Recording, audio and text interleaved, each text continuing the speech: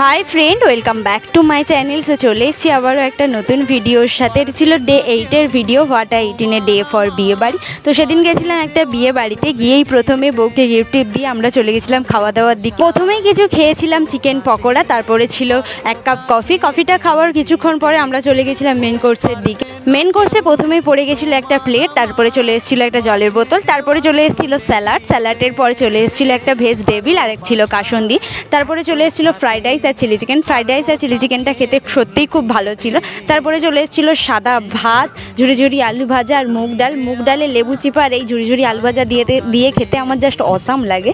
তারপরে চলে এসেছিলো পটলের দোরমা, তারপরে ছিল কাতলা কালিয়া, তারপরে সেদিনের শোস্টপার চিকেন, তারপরে ছিল চাটনি পাঁপড় মিষ্টি আর একটা জোয়ান। তো এটাই ছিল সেদিনকার ভিডিও। ভিডিওটা কেমন লাগলো কমেন্টে অবশ্যই জানিও। ভালো লাগলে লাইক কমেন্ট শেয়ার সাবস্ক্রাইব করে দিও। দেখা হবে কোনো নেক্সট ভিডিওতে। বাই।